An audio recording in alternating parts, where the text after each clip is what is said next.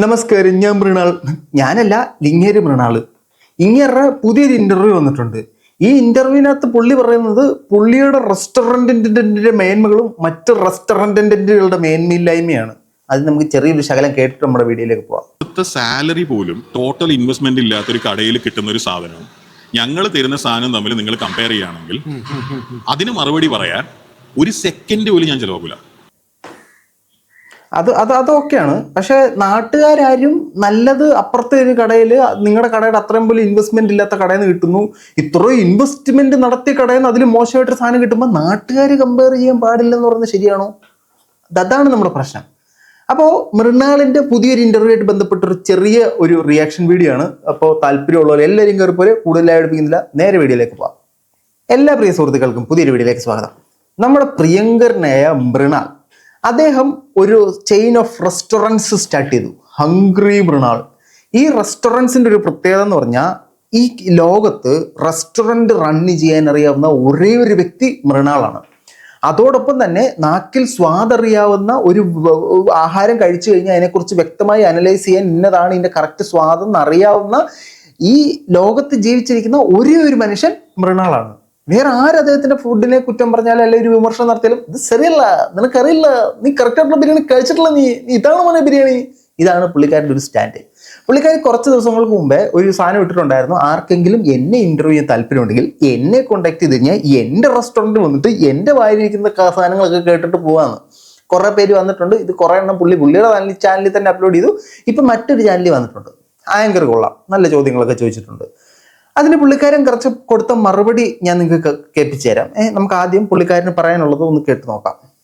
എനിക്ക് സ്പെസിഫിക് ആയിട്ട് പറയാനുണ്ട്, നിങ്ങളുടെ ഫ്ലോറിൽ സർവീസ് സ്റ്റാഫ് ഉണ്ടെങ്കിൽ ഇതിൽ സിമ്പിളാണ്. ബില്ലിങ് അയാൾ ചെയ്യുന്നു, അയാൾക്ക് അറിയാം എന്താ നമ്മൾ ബില്ല് ചെയ്തതെന്ന്, അതുകൊണ്ട് തന്നെ അയാൾക്ക് ബില്ല് തരാൻ പറ്റും. ഇവിടെ നിങ്ങൾ അവിടുന്ന് അതും ഇതൊക്കെ മേടിച്ച് കഴിച്ചെന്ന് വെച്ചോ, നിങ്ങൾക്ക് എങ്ങനെ ബില്ല് തരും? ലോകത്തിലെ ഏറ്റവും വലിയ റെസ്റ്റോറൻറ്റ് ചെയിൻ സബ്വേ, അത് കഴിഞ്ഞാൽ മാക്ഡൊണാൾഡ്സ്, ഏറ്റവും കൂടുതൽ ഗ്രോ ചെയ്യുന്ന റെസ്റ്റോറൻറ്റ് ചെയിൻ ചൈനയിൽ 10,000 റെസ്റ്റോറൻറ്റ് എങ്ങാനോ ചൈനയിൽ മാത്രം. അവരുടെ സിസ്റ്റം അതേപോലെ കോപ്പി ചെയ്തതാണ്. ഒരു ബെറ്റർ സിസ്റ്റം ഉണ്ടെങ്കിൽ അവർ ഇംപ്ലിമെന്റ് ചെയ്യും. ഞാൻ പറഞ്ഞത് സർവീസിന് ആളുണ്ട്, പിന്നെന്തിനാ ആദ്യം പണം കൊടുക്കണം? മനസ്സിലായി. നമ്മൾ പണം കൊടുക്കാതെ ഓടിപ്പോകുന്നുള്ള പേടിയല്ലേ?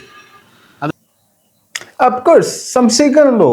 ഈ ആശാൻ ഇപ്പൊ പറഞ്ഞ സെറ്റപ്പ് എന്താന്ന് ചോദിച്ചു കഴിഞ്ഞാൽ, ഈ ആശാൻ നേരത്തെ മുന്നേ ഇദ്ദേഹത്തിന്റെ ഒരു ബ്ലോഗിൽ പറയുന്നുണ്ടായിരുന്നു, ആഹാര കച്ചവടം എന്ന് പറയുന്നത് മറ്റേ കമ്പിക്കച്ചവടം പോലത്തെ ചെയ്യേണ്ട സാധനമല്ല. ആഹാരവും വയറും നിറഞ്ഞതിന് ശേഷം കഴിച്ച് തൃപ്തിയായതിനു ശേഷമാണ് പണം കൊടുക്കേണ്ടത്.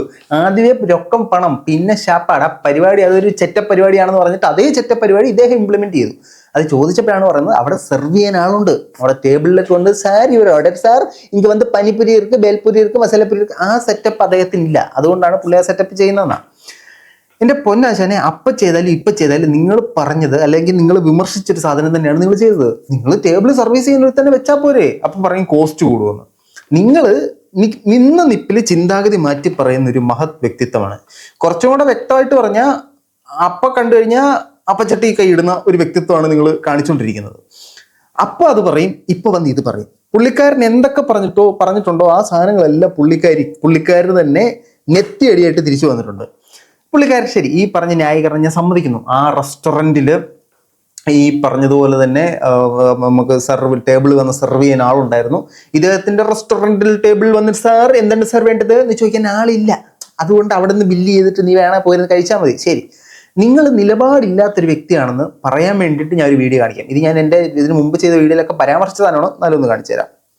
പോരെ, 1 കിലോ കോഴിക്ക് എന്താ വില നമുക്കറിയില്ലേ? അപ്പോൾ 1 കിലോ കോഴി ഇന്ന് 8 ഷവർമേ കിട്ടുള്ളൂ, അല്ലെങ്കിൽ 10 ഷവർമേ കിട്ടുള്ളൂ. അപ്പോൾ ഒരു ഷവർമയിൽ എത്ര കോഴി വേണം, അതിന് എത്ര രൂപയാവും? നമുക്ക് സ്വാഭാവികമായിട്ട് ചിന്തിച്ചാൽ മനസ്സിലാവില്ല. അപ്പോൾ 50 രൂപയ്ക്ക് ഷവർമ നോക്കുന്ന കടയിൽ നിന്ന് നമ്മൾ വാങ്ങാതിരിക്കാനുള്ള വകതിരിവ് നമ്മൾ കാണിക്കൂലേ? 50 രൂപയുടെ ഷവർമ കിട്ടുന്ന കടയിൽ നിന്ന് വാങ്ങാതിരിക്കാനുള്ള വകതിരിവ് നമ്മൾ കാണിക്കൂലേ? ബാക്കി പറയാം. ഇതിന് കുറച്ച് നാളുകൾക്ക് മുമ്പ് ഫ്ലാഷ് ബാക്ക് പറയുന്നത് കേട്ടോ. 50 രൂപയുടെ ഷവർമ കിട്ടില്ലോ, സൂപ്പർ. 100 രൂപ കൂടുതൽ കൊടുക്കും, 150 രൂപയ്ക്കും 180 രൂപയ്ക്ക് ഷവർമ മേടിച്ചിട്ടുണ്ടായിരുന്നു ആളും. അതൊക്കെ വെച്ച് നോക്കുമ്പോൾ ഈ 50 രൂപ ഷവർമ സൂപ്പറാ. ഈ ചേട്ടന് വകതിരിവ് വന്നത് എപ്പോഴാണെന്നറിയോ? 50 രൂപയുടെ ഷവർമ കഴിച്ച് പല ആൾക്കാർക്കും ഫുഡ് പോയ്സൺ അടിച്ചപ്പോഴാണ് മറ്റേ പറഞ്ഞ വകതിരിവ് വന്നത്. അതുവരെ പുള്ളിക്കാരന് വകതിരിവില്ലായിരുന്നു. പുള്ളിക്കാരൻ്റെ ഇവിടേക്ക് ഇൻ്റർവ്യൂവിന് ആളുകളെ വിളിച്ചിട്ട് അവർ ഇൻ്റർവ്യൂ ചെയ്യുന്നതിൻ്റെ ഇടയ്ക്ക് തന്നെ അതിനെക്കുറിച്ച് നമ്മൾ പറയുകയാണെങ്കിൽ നമ്മൾ എന്ത് പാത്രം തട്ടുന്ന ശബ്ദം, ഓ മൈ ഗോഡ് 9:30 ആയപ്പോഴും ഇവിടെ ബിരിയാണി റെഡി, ഇങ്ങനെ കടയുടെ ഒരു പ്രൊമോഷനാണ് പുള്ളിക്കാരൻ ഇൻ്റർവ്യൂവിലൂടെ നടത്തുന്നത്. ഇപ്പം നടക്കുന്ന നെഗറ്റീവ് പബ്ലിസിറ്റിയിലൂടെ പുള്ളി വലിയ രീതിക്കുള്ളൊരു മാർക്കറ്റിംഗ് സ്ട്രാറ്റജി വർക്ക് ചെയ്തെടുത്തു. അതിനുള്ള തലയൊക്കെ പുള്ളിക്കാരനുണ്ട്. പുള്ളിക്കാരൻ്റെ നമുക്കുള്ള രണ്ട് പ്രശ്നങ്ങളൊന്നും, ഒന്ന് വ്യക്തമായ നിലപാടില്ലായ്മ, രണ്ട് പാട്ടി പൂച്ച ബാക്കിയുള്ളവരെല്ലാം. ഈ രണ്ട് പ്രശ്നങ്ങളുള്ളൂ. പുള്ളിയുടെ റെസ്റ്റോറൻറ്റ് നല്ലതാണെങ്കിലും ചീത്തയാണെങ്കിലും ഫുഡ് നല്ല രീതിക്ക് കൊടുത്താലും അവിഞ്ഞ സാധനം വിളമ്പി വെച്ചാലും അതിൻ്റെ കോൺസിക്വൻസസ് അനുഭവിക്കേണ്ട നിങ്ങളാണ്. പക്ഷെ കസ്റ്റമറിനെ പുച്ഛിച്ചു കഴിഞ്ഞാൽ വേറൊരു പരിപാടി നമുക്ക് ബാക്കി കേൾക്കാം. പുള്ളി പറയാൻ ഈച്ചയെ കുറിച്ച് ആദ്യം പറഞ്ഞ ഞാനാന്നേ. എൻ്റെ റെസ്റ്റോറൻറ്റുകളിൽ പെസ്റ്റ് കൺട്രോൾ ചെയ്തിട്ട് ഞങ്ങൾക്ക് പ്രാന്ത് പിടിക്കാൻ തുടങ്ങിയെന്ന് ഞാനാ പറഞ്ഞേ. അല്ലാതെ വേറെ ആരും കണ്ടുപിടിച്ചുകൊണ്ടതൊന്നുമല്ല. എൻ്റെ തൃപ്പൂണിത്തുറ റെസ്റ്റോറൻ്റ് ആണ് ഇതിനു മുമ്പേ തുടങ്ങിയത്. അവിടെ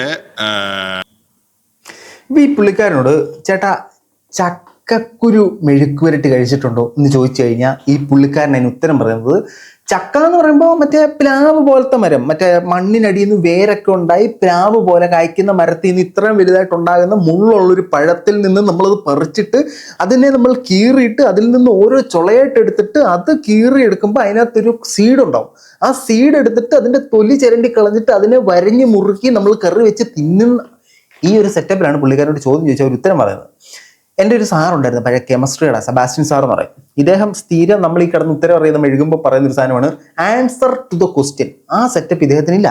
ഇദ്ദേഹത്തിനോട് ചോദിച്ച ചോദ്യം, ചേട്ടാ കടയിൽ ഈച്ചയുടെ ശല്യം അമിതമായുണ്ടോ? വീഡിയോസിൽ വരുന്നുണ്ടല്ലോ. ആദ്യം പറഞ്ഞ് ഈച്ചയുടെ പ്രശ്നമില്ല, എന്ത് ഈച്ച, അത് ഓൺലൈനിൽ ഒമ്പതിനടുത്ത് ചിലക്കുന്നതിന് ഇപ്പോൾ നമ്മൾ എന്ത് ചെയ്യാനാണ്. പിന്നെ പറഞ്ഞ് ഇവിടെ ഈച്ചയുടെ ശല്യമുണ്ട്, പെസ്റ്റ് കൺട്രോൾ ചെയ്യുന്നുണ്ടെന്ന് ഞാനാണ് ആദ്യം പറഞ്ഞത്. ഞങ്ങൾക്ക് അപ്പുറത്തൊരു ഷോപ്പുണ്ട്, അപ്പുറത്തെ ഷോപ്പിന്റെ അപ്പുറത്ത് ഒരു കായലുണ്ട്, ആ കായലിനകത്ത് വേസ്റ്റ് തട്ടുമ്പോൾ അവിടുന്ന് ഈച്ചകൾ വന്ന് പാരമ്പര്യമായിട്ടിരുന്ന് അവരുടെ കുടുംബ മഹിമ പ്രൂവ് ചെയ്ത് അവിടുന്ന് ഈച്ചകൾ പറന്നു വന്ന് ഞങ്ങളുടെ അതിനകത്തോട്ട് കയറിയിട്ട് ഞങ്ങൾ എന്ത് ചെയ്യാൻ പറ്റും, ഞാൻ എന്നൊക്കെ ഉള്ള രീതിയിലുള്ള മറുപടികളാണ് ഇയാൾ പറയുന്നത്. ഇദ്ദേഹം ഇതുപോലെ തന്നെ ഇദ്ദേഹത്തിന്റെ പഴയ റെസ്റ്റോറൻറ്റ് അല്ല അപ്പുറത്തെ റെസ്റ്റോറൻറ്റിനൊക്കെ പുള്ളി മെൻഷൻ ചെയ്യുന്നുണ്ട്. പ്രിയ സുഹൃത്തെ, നിങ്ങളുടെ സ്ഥാപനത്തിൽ ഈ അത് ബാക്കി കൂടെ കേട്ട് ഞാൻ പറയാം. സീരിയസ് ആയിട്ട് ഞങ്ങൾ ഇത് എടുക്കുന്നുണ്ടെങ്കിൽ ഞങ്ങളല്ലേ അത് ആദ്യം കണ്ടുപിടിച്ചത്. സോ ഇതിലെ പ്രശ്നം എന്ന് പറയുന്നത് കൊച്ചിയാണ്, മഴയാണ്, അവിടെ തോടാണ്. ഇതൊന്നും ഞങ്ങൾക്കൊന്നും ചെയ്യാൻ പറ്റുന്നില്ല. കൊച്ചിയാണ്, മഴയാണ്, അവിടെ തോട്ടാണ്. സോ ഈച്ചകൾ വരും, ഞങ്ങൾക്കൊന്നും ചെയ്യാൻ പറ്റത്തില്ല.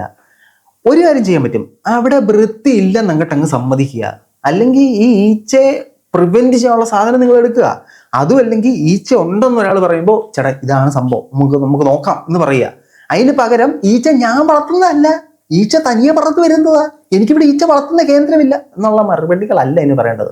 ഫസ്റ്റ് ഓഫ് ഓൾ നിങ്ങളൊരു വലിയ വ്ളോഗർ ആയിരിക്കും, നിങ്ങൾ വലിയ സബ്സ്ക്രൈബർ കൗണ്ട് ഉള്ള ഒരാളായിരിക്കും, താങ്കൾ ഒരു റിച്ച് കിഡ് ആയിരിക്കും, താങ്കൾക്ക് ഒരുപാട് ബുദ്ധി ഉണ്ടായിരിക്കും എന്ന് പറഞ്ഞ് എൻഡ് യൂസേഴ്സിന് ഒരുമാതിരി സംസാരിക്കരുത്. ബാക്കിയേക്കാം. സാലറി പോലും ടോട്ടൽ ഇൻവെസ്റ്റ്മെന്റ് ഇല്ലാത്തൊരു കടയിൽ കിട്ടുന്ന ഒരു സാധനമാണ്. ഞങ്ങൾ തരുന്ന സാധനം തമ്മിൽ നിങ്ങൾ കമ്പയർ ചെയ്യുകയാണെങ്കിൽ അതിന് മറുപടി പറയാൻ ഒരു സെക്കൻഡ് പോലും ഞാൻ ചിലവാക്കില്ല. ഞാൻ അത് കേൾക്കാൻ പോലും തയ്യാറല്ല. എങ്ങനെ നിങ്ങൾക്ക് കമ്പയർ ചെയ്യാൻ പറ്റും? എങ്ങനെ കമ്പയർ ചെയ്യാൻ പറ്റുമെന്ന് ചോദിച്ചു കഴിഞ്ഞാൽ ഇതിന് ഞങ്ങളുടെ നാട്ടിൽ പറയുന്ന ഒരു പഴമൊഴിയുണ്ട്, അഥവാ ബനാന ടോക്ക്. ഉത്തരം മുട്ടുമ്പോൾ കൊഞ്ഞണം കുത്തുക എന്ന് പറയും. ഈ പുള്ളിയോട് ചോദിച്ച ചോദ്യം എന്ന് പറഞ്ഞാൽ, ചേട്ടാ സാമ്പാറിന് നമ്മൾ 20 രൂപ ചാർജ് ചെയ്യുന്നു, അപ്പം മറ്റൊരു കടയിൽ നമ്മൾ പോയി കഴിക്കുമ്പോഴത്തേന് സാമ്പാർ അൺലിമിറ്റഡ് ആയിട്ട് തരുന്നു. ഏത് കട? വീട്ടിലെ ഊണ് പോലത്തെ കട. അങ്ങനത്തെ ഒരു കുത്തുക്കട കടയിൽ നമ്മൾ ഇത്രയും വലിയൊരു restaurant chain, number 1 cloud kitchen in the company of the world, എങ്ങനെ നിങ്ങൾ കമ്പയർ ചെയ്യും? എനിക്ക് സംസാരിക്കാൻ താല്പര്യമില്ല, എനിക്ക് സംസാരിക്കണ്ട. അതല്ലല്ലോ അതിൻ്റെ മറുപടി. നിങ്ങൾക്ക് സിമ്പിളായിട്ട് പറയായിരുന്നു, ഞാൻ ഇൻട്രൊഡ്യൂസ് ചെയ്ത സ്ട്രാറ്റജി അതാണ്, അവർക്ക് അത്ര വേണമെങ്കിൽ അത്ര മേടിച്ചോട്ടെ, 2 മേടിച്ചു കഴിഞ്ഞാൽ 40 രൂപ ഇല്ലാത്തുള്ളൂ എന്ന് നിങ്ങൾക്ക് പറയായിരുന്നു. അതിന് പകരം എനിക്ക് കമ്പയർ ചെയ്യാൻ പറ്റത്തില്ല. എങ്ങനെ കമ്പയർ ചെയ്യും? നോർമലി നിങ്ങൾ നോക്കൂ, ഒരു ഹോട്ടലിൽ പോയി കഴിക്കുന്നു, നമ്മൾ സാമ്പാർ എത്ര തവണ ചോദിച്ചാലും ഇവർ തരും. അപ്പോൾ ഈ പറഞ്ഞ ആങ്കർ ഹോട്ടൽ വൃന്ദാവനെ ഇതിനകത്തോട്ട് പിടിച്ചു വലിച്ചിട്ടു. അത് വെജിറ്റേറിയൻ റെസ്റ്റോറൻറ്റ്, നമ്മൾ നോൺ വെജിറ്റേറിയൻ. എന്തിനാ കമ്പയർ ചെയ്യുന്നത്? നിങ്ങളെന്തിനാ ഈ വെജിറ്റേറിയൻ നോൺ വെജിറ്റേറിയൻ നിങ്ങളെന്തിനാ കമ്പയർ ചെയ്തേ? നിങ്ങളല്ലേ കമ്പയർ ചെയ്യാൻ പാടില്ല, കമ്പയർ ചെയ്ത് കഴിഞ്ഞാൽ സംസാരിക്കാൻ താല്പര്യമില്ലെന്ന് പറഞ്ഞേ. ഈ ഞാൻ ഇവിടുത്തെ ഫുഡ് കഴിച്ചിട്ടില്ല കേട്ടോ, എനിക്കറിയത്തില്ല. ഒബ്വിയസ്ലി പറ്റുമെങ്കിൽ നമുക്കൊന്ന് പോയി കഴിച്ചു നോക്കാം. നമുക്ക് ബാക്കി വെക്കാം. ആദ്യം പുള്ളി തുടങ്ങിയ സാധനങ്ങളൊക്കെ കേട്ട് നോക്കാം. സാമ്പാർ മേജർ ഒരു കാര്യം പറയപ്പെടുന്ന ഒരു ആർട്ടിക്കിളിൽ വരുന്ന കാര്യം അതാണ്. അതായത് സാമ്പാർ 2 തവണ ഇപ്പോൾ സാധാരണ കടകളിൽ പോയി കഴിഞ്ഞാൽ, ഏത് സാധാരണ കട? സാധാരണ ഇപ്പൊ വീട്ടിൽ ഊണ് അല്ലെങ്കിൽ സാധാരണ ആ കട കട ഈ കടയും നമ്മൾ കമ്പയർ ചെയ്യുന്നതിനെ കുറിച്ച് സംസാരിക്കാൻ പോലും പറ്റൂല. I am not interested at all. ഉത്തണവില്ലെങ്കിൽ ഉത്തണവില്ലെന്നങ്ങ് പറയുക. അല്ലെങ്കിൽ അവിടെ പോയി കഴിക്കണേ അവിടെ പോയി കഴിച്ചോളൂ എന്നങ്ങ് പറയുക. അല്ലാതെ ആ കട്ടയും ഈ കട്ടയും ഇങ്ങോട്ട് കമ്പയർ ചെയ്യാൻ പാടില്ല. പിന്നെ താങ്കൾ എന്തിനാണ് നമ്പർ 1 ക്ലൗഡ് കിച്ചൺ എന്നൊക്കെ പറഞ്ഞുകൊണ്ടുള്ള തള്ളു നടത്തിയത്? താങ്കൾക്ക് അങ്ങനെ ഒരു കമ്പാരിസന്റെ കാര്യമില്ലായിരുന്നല്ലോ. ഇത് നിങ്ങൾക്ക് ഉത്തരവില്ലാത്തതിന് നിങ്ങൾ പല കഥകളും മെഴുകുന്നു. ഞാനിവിടെ കൊടുക്കുന്ന റെന്റ് ഇല്ലേ, ഒരു മാസ്റ്റർ റെന്റ്, അത്രയും പൈസ ഉണ്ടാവില്ല അതിന്റെ ടോട്ടൽ ഇൻവെസ്റ്റ്മെന്റ്. ആയതിനാൽ അപ്പോൾ താങ്കൾ ഇത്രയും റെന്റ് കൊടുത്ത് ഇങ്ങനൊരു ഷോപ്പ് ഇട്ട് അവിടെ താങ്കൾ പറയുന്നൊരു സ്ട്രാറ്റജിയിൽ ഉൾക്കൊള്ളിച്ച് സെല്ല് ചെയ്തിട്ട് ഇത്രയും ഇൻവെസ്റ്റ്മെന്റ് ഇല്ലാത്ത ഒരു കടയിൽ നിന്ന് താങ്കളുടെ ഷോപ്പിനെക്കാട്ടിലും മികവുള്ള ഭക്ഷണം വിളമ്പുമ്പോഴത്തേനും അത് കഴിച്ചിട്ട് അവിടെ ഇൻവെസ്റ്റ്മെന്റ് ഭയങ്കര കൂടുതലാണ് കടയിൽ. അവിടുത്തെ ഫുഡാണ് നല്ലത്, ഇവിടെ ഇൻവെസ്റ്റ്മെന്റ് കുറവാണ്, ഇവിടുത്തെ ഫുഡ് കൊള്ളില്ല എന്ന് കസ്റ്റമർ പറയുന്നത് നിങ്ങൾക്ക് തോന്നുന്നുണ്ടോ?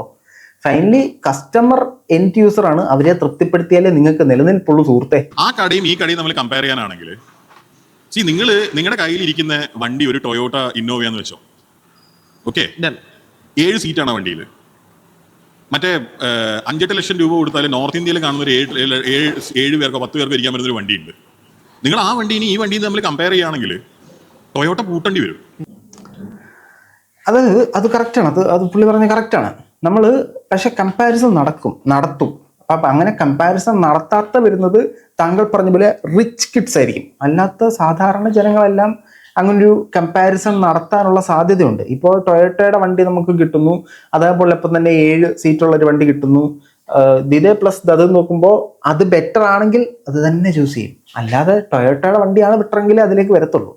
ഇപ്പോൾ ഇദ്ദേഹത്തിന്റെ സ്ഥാപനത്തിൽ ഇദ്ദേഹം പറയുന്നു, അയ്യോ നമ്പർ 1 ക്ലൗഡ് കിച്ചൺ, അയ്യോ ഇവിടെ റഷ് കൊണ്ട് നിൽക്കാൻ പറ്റുന്നില്ല. അതുപോലെ റഷ് ഇയാൾ നടത്തിയ ഒരു ഇന്റർവ്യൂവിനകത്ത് പോലും ആ കടയിൽ ഒരു പട്ടിക്കുഞ്ഞിനെ പോലും ഞാൻ കണ്ടിട്ടില്ല. ശരിക്കും ആളുണ്ടാകും കേട്ടോ, അത് തീരെ ആളില്ലാത്തൊരു സ്ഥാപനമൊന്നുമല്ല, പക്ഷെ ഞാൻ കണ്ടിട്ടില്ല. ഈ പുള്ളി പറയുന്ന തള്ളൊന്നും ഞാൻ കണ്ടിട്ടില്ല. അതോടൊപ്പം ഇദ്ദേഹത്തിന്റെ ഒരു ആറ്റിറ്റ്യൂഡ് ഭയങ്കര സീനാണ്. ഈ ഒരു ആറ്റിറ്റ്യൂഡും കൊണ്ട് ഈ പുള്ളിക്കാരൻ എങ്ങനെ പുള്ളി പിന്നെ പ്രൊമോഷനാണ് ഇപ്പൊ ഇനിഷ്യലി ഉദ്ദേശിക്കുന്നത്, ഒരു നെഗറ്റീവ് പബ്ലിസിറ്റിയിലൂടെ സ്ഥാപനത്തിനെ അറിയിക്കുക എന്നുള്ളതാണ് ഉദ്ദേശിക്കുന്നത്. നല്ല കാര്യം. അപ്പൊ ഈ സ്ഥാപനത്തിൽ പോയി കഴിച്ചിട്ടുള്ള ആരെങ്കിലും ഉണ്ടെങ്കിൽ ഒന്ന് കമന്റ് ഇടും. ഞാൻ കഴിച്ചിട്ടില്ല, എനിക്ക് അറിയില്ല അവിടുത്തെ സിറ്റുവേഷൻ എന്താണ്. ചോറ് തണുത്ത് പോയി എന്ന് പറയുന്നതിനെ പോലും പുള്ളി അക്സെപ്റ്റ് ചെയ്യുന്നില്ല. അത് അവരുടെ കയ്യിൽ തെറ്റുകൊണ്ടായിരിക്കും. ഇവിടുത്തെ അന്തരീക്ഷത്തിൽ ഇത്ര താപനില കൂടിയപ്പോഴത്തേനും ആഹാരത്തിന് ആ താപനില ആയപ്പോഴത്തേനും ആ താപനില ഈ താപനിലയും കൂടെ ചേർന്നപ്പോഴത്തേനും ചൂട് ഫീൽ ചെയ്യാത്ത അങ്ങനെയൊക്കെയാണ് ഇയാൾ പറയുന്നത്. അതായത് അവിടെ കഴിക്കാൻ ചെല്ലുന്ന ഒരു തെർമോമീറ്ററായിട്ട് എണ്ണം, ഇവിടുത്തെ താപനില ആഹാരത്തിന്റെ താപനില കുഴപ്പമില്ല, നമ്മൾ താപനില അനുസരിച്ച് ചൂടുണ്ട്. കൊള്ളാം, നൈസാ. അതിൽ നിങ്ങളെ അഭിപ്രായം തീർച്ചയായിട്ടും കമന്റ് ബോക്സിൽ കമന്റ് ആയി മറ്റൊരു കാണുന്നത്.